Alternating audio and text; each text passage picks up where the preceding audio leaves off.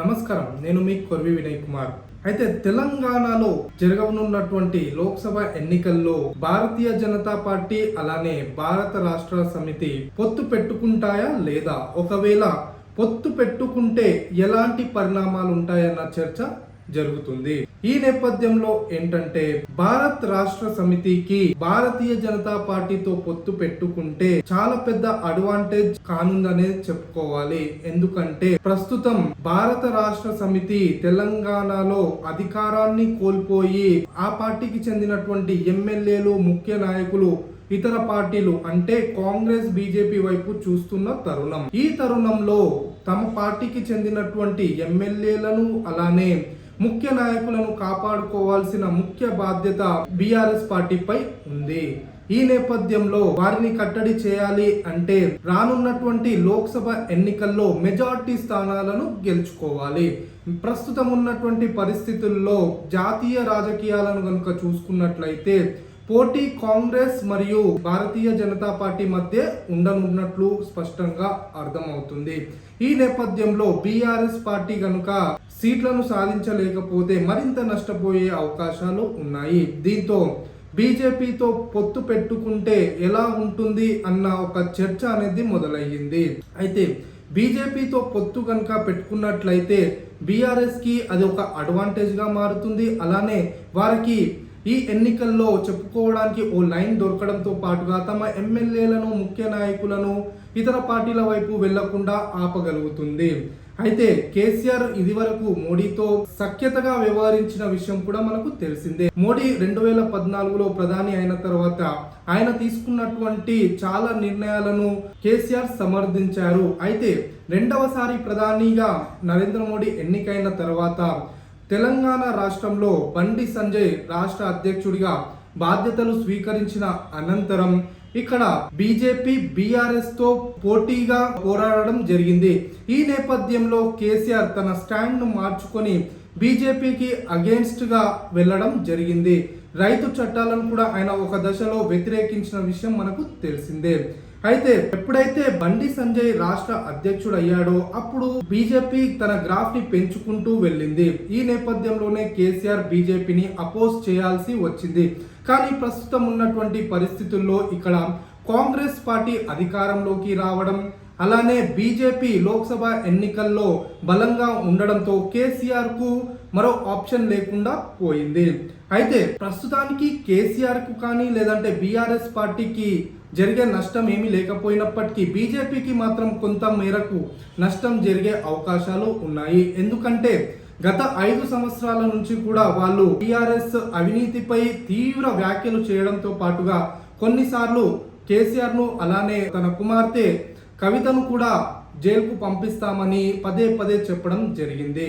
ఈ నేపథ్యంలో వాళ్ళ స్టాండ్ ఎలా ఉంటుంది అనేది ఒక చర్చనీయాంశంగా మారింది.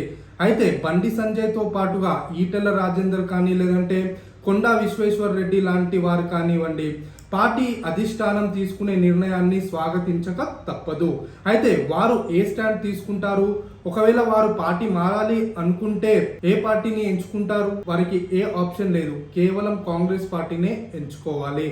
అయితే పార్టీ నిర్ణయాన్ని వ్యతిరేకించి వెళ్లే పరిస్థితులు కనబడట్లేదు. దీంతో ఎలాగో అలాగా బీఆర్ఎస్ పార్టీతో అడ్జస్ట్ అయి ముందుకు వెళ్లాల్సిన పరిస్థితులే అక్కడ ఉన్నాయి. అయితే ప్రస్తుతం కాంగ్రెస్ పార్టీ అధికారంలో ఉండడంతో 6 గ్యారంటీలు కూడా వాళ్ళు 100 రోజుల్లో నెరవేరుస్తామని మాటిచ్చారు.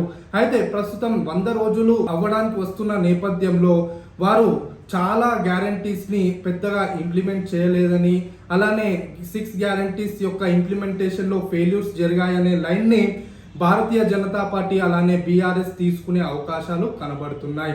అయితే రాముడి ప్రాణ ప్రతిష్ఠ కార్యక్రమం తర్వాత రాష్ట్ర వ్యాప్తంగా అలానే దేశవ్యాప్తంగా కూడా నరేంద్ర మోడీ వేవ్ సాగుతుందని బీఆర్ఎస్, బీజేపీలు భావిస్తున్నాయి.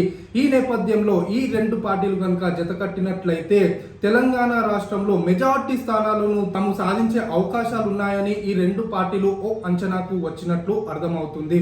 అయితే ఇది వరకు జరిగినటువంటి సర్వేల్లో 10 స్థానాలు కాంగ్రెస్ పార్టీకి వస్తాయని, అలానే 3 స్థానాలు బీఆర్ఎస్ కి, 3 స్థానాలు బీజేపీకి వస్తాయని అంచనా వేశాయి. దీంతో 9 స్థానాలు ఉన్నటువంటి బీఆర్ఎస్ పార్టీ ప్రస్తుతం 6 స్థానాలని కోల్పోయి కేవలం 3 స్థానాల్లో గెలిచే అవకాశాలే ఉన్నాయి. అంతేకాకుండా బీజేపీ 4 స్థానాలు ఉండగా ఇక్కడ 1 స్థానాన్ని కోల్పోతుందని ఆ సర్వేలు తేల్చాయి. దీంతో ఈ 2 పార్టీలు కనుక జత కట్టినట్లయితే మెజారిటీ స్థానాలు గెలుచుకోవడంతో పాటుగా పరిమితి స్థానాలకే కాంగ్రెస్ పార్టీని పరిమితం చేయొచ్చని ఈ 2 పార్టీలు భావిస్తున్నట్లుగా అర్థమవుతుంది. అంతేకాకుండా ప్రస్తుతం మరొక ఛాలెంజ్ బీఆర్ఎస్ పార్టీ ముందు ఉండబోతుంది. అదేంటంటే ఇప్పటి వరకు మెజారిటీ మైనారిటీలు బీఆర్ఎస్ పార్టీతోనే ఉన్నారు. అయితే ఇక ముందు కూడా వాళ్ళు బీఆర్ఎస్ తో ఉండే అవకాశాలు కనబడుతున్నాయి. అయితే బీజేపీతో కనుక బీఆర్ఎస్ పార్టీ పొత్తు పెట్టుకుంటే ఈ మైనారిటీ ఓట్లు దూరం అయ్యే అవకాశాలు కూడా లేకపోలేదు. అయితే ప్రస్తుతం ఎంఐఎం పార్టీ బీఆర్ఎస్ తో అంటకాగుతున్నప్పటికీ కాంగ్రెస్ పార్టీతో అవగాహన పరంగా ముందుకెళ్తా ఉన్నది. ఈ నేపథ్యంలో ఎంఐఎం పార్టీ కూడా బీఆర్ఎస్ పార్టీని వదిలేసి కాంగ్రెస్ పార్టీతో జత కట్టే అవకాశాలు కూడా లేకపోలేదు. అయితే ప్రస్తుతం ఉన్న పరిస్థితుల్లో మైనార్టీ ఓట్ బ్యాంకు కంటే కూడా తాత్కాలిక ప్రయోజనాలనే బీఆర్ఎస్ పార్టీ కన్సిడర్ చేసే అవకాశాలు కనబడుతున్నాయి. ఎందుకంటే పార్లమెంట్ ఎన్నికల తర్వాత వారికి వచ్చినటువంటి ఓట్ల శాతాన్ని అలానే వారికి వచ్చినటువంటి సీట్లను బట్టి వాళ్ళు ఒక అంచనాకి వచ్చి ఆ తర్వాత బీజేపీతో కంటిన్యూ అవ్వాలా లేదా అనేది అప్పుడున్నటువంటి పరిస్థితులను బట్టి వాళ్ళు నిర్ణయం తీసుకుంటారు తప్పిస్తే ప్రస్తుతం తాత్కాలిక ప్రయోజనాలను దృష్టిలో పెట్టుకొని బీజేపీతో వెళ్లే అవకాశాలు కనబడతా ఉన్నాయి. అయితే బీజేపీ బీఆర్ఎస్ కనుక కలిసి పోటీ చేస్తే మొన్న జరిగినటువంటి అసెంబ్లీ ఎన్నికల్లో 37% బీఆర్ఎస్ పార్టీకి రాగా బీజేపీ పార్టీకి 14% ఓటింగ్ పర్సెంటేజ్ వచ్చింది. అయితే ఈ 2 పార్టీలు కనుక పోటీ చేస్తే 37+14% అంటే 52% ఓట్లు సాధించే అవకాశాలు ఉన్నాయి. అయితే కాంగ్రెస్ పార్టీ బలంగా ముందు నుంచి మేము చెప్తూనే ఉన్నాము, బీఆర్ఎస్ బీజేపీ ఒకటే అనే ఒక లైన్ బలపడుతుంది. దీంతో కాంగ్రెస్ పార్టీకి కొద్దిగా అడ్వాంటేజ్ కూడా లభించే అవకాశం ఉంది. ఒకవేళ ఓట్ ట్రాన్స్ఫర్ కనుక బీఆర్ఎస్ నుంచి బీజేపీకి, బీజేపీ నుంచి బీఆర్ఎస్ కి కనుక జరిగినట్లయితే ఈ కూటమి తెలంగాణలోని మెజారిటీ స్థానాలను గెలుచుకునే అవకాశాలు కూడా ఉన్నాయి. ధన్యవాదాలు.